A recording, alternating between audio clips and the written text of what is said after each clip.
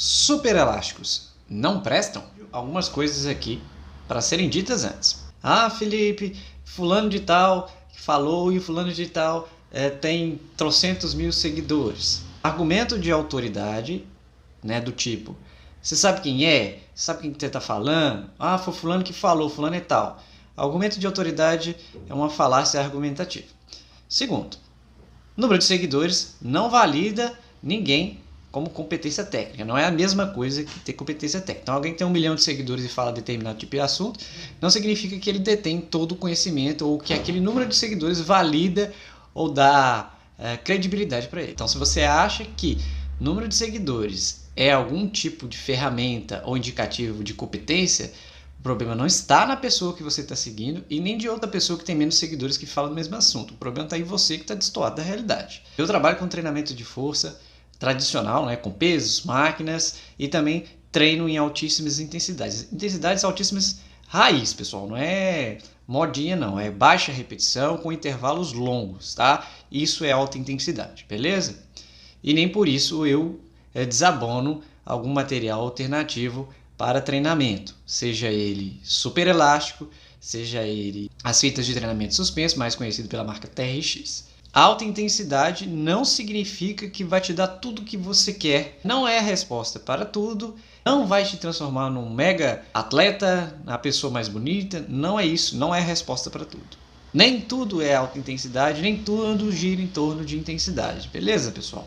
Então, simbora, vamos caminhar aí para discutir se super elásticos não prestam. Estou aqui com meu super elástico, se vocês observarem o meu tá até personalizado, ele tem mosquetões para mim poder ancorar ele em qualquer lugar. Inclusive adicionei alças que são super baratinhas, você também pode comprar no Mercado Livre, na Amazon, sempre tem. Primeiro a gente precisa entender qual é a característica dos super elásticos. Os super elásticos são elásticos, obviamente, e a sua proficiência, a sua efetividade geralmente são em contrações concêntricas, ou seja, eles dão mais ênfase em movimentos ou situações onde o músculo começa a encurtar. E à medida que ele vai encurtando, contraindo, a tensão sobre o elástico aumenta. Então ele tem uma característica diferente dos pesos convencionais, de máquinas convencionais. Ele vai aumentando o esforço à medida que o músculo vai encurtando. Então, sabendo dessa característica física e elástica, obviamente, do implemento, a gente começa a pensar nas situações onde é possível empregá-lo.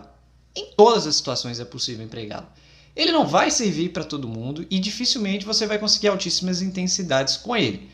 Tipo 3, 4 repetições vai ser muito difícil porque você vai precisar de um número maior de elásticos. Assim, não é 10 elásticos também. Porque se você tiver 4, 5 elásticos de calibre muito grosso, e olha que o meu nem é. Deixa eu até pegar ele aqui novamente. O meu tem um calibre... Essa aqui, deixa eu ver se eu consigo focar. Não vou conseguir focar. Ela tem um calibre meio médio. Ela não é tão grossa. Há mais umas 4 ou 5 acima de espessura acima dela. E essa aqui minha já é a muito forte. Então tem extra forte, mega ultra forte em outras espessuras. Mas enfim, não fica prático para alguns exercícios. Tem certas restrições no seguinte sentido. Dificuldade realmente de fazer altas intensidades em exercícios, por exemplo, como o agachamento. Mas muita gente quer fazer um agachamento passando, às vezes, a fita por trás das costas, entrando na fita, o elástico.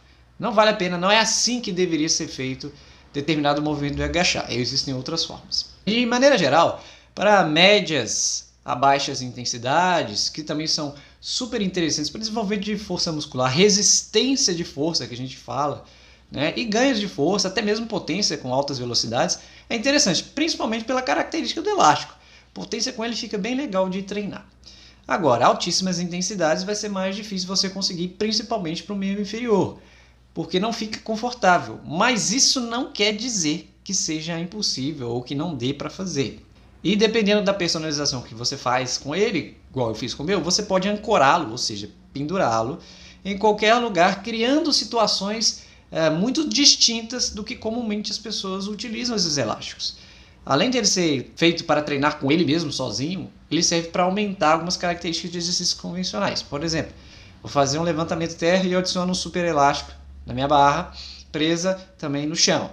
Então, na fase concêntrica no final do movimento, eu vou ter um ganho de dificuldade do movimento, porque o elástico vai esticar e à medida que eu vou chegando no final do movimento, da fase de alta, por exemplo, eu vou tendo mais tensão. E aí é preciso entender dentro da característica deste implemento e mudar a situação ou a forma como é executado o exercício. Para membro superior, ele é uma beleza. Inclusive, vou deixar alguns exemplos que é possível treinar muito bem com esse elástico.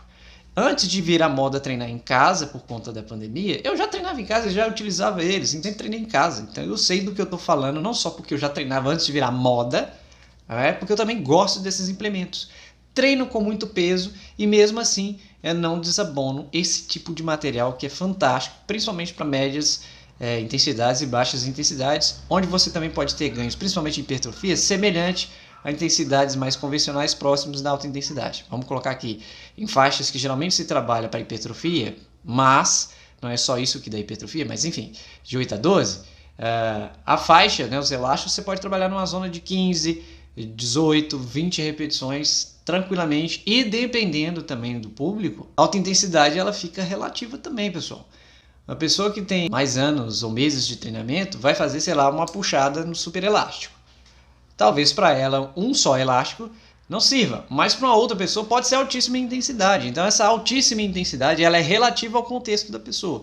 Então a gente não pode julgar tudo como se não presta, sendo que a gente não entende o contexto da pessoa e como empregar esse tipo de implemento para esta pessoa. Então assim, dá para fazer N exercícios, vale muito a pena porque é mais barato do que a gente comprar, por exemplo, halteres e anilhas. E sim, você pode comprar diversos, ou vários, para aumentar a variabilidade de carga. Não adianta dizer que, mas Felipe, eu vou ter que comprar vários, ou alguns para me mudar a relação de carga. Ora, se você fosse comprar barra, você ia comprar só um tipo de anilha ou você ia comprar várias anilhas? E se fosse halteres, você ia comprar um par de halteres ou você ia comprar vários ou alguns pares de halteres? A mesma coisa com o elástico. Fora que o elástico ainda tem uma característica interessante. Você pode dificultar à medida que você vai afastando o seu corpo de determinado exercício para puxar ele e ele esticar mais. Mas ficou difícil? Você aproxima ele mais do ponto de onde ele está preso.